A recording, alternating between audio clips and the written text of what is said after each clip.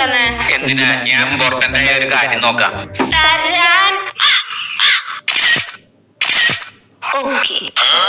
എന്റെ ഭാര്യ എന്റെ ലോകം, അവളുടെ വാക്കുകളാണ് എന്റെ വെളിച്ചം.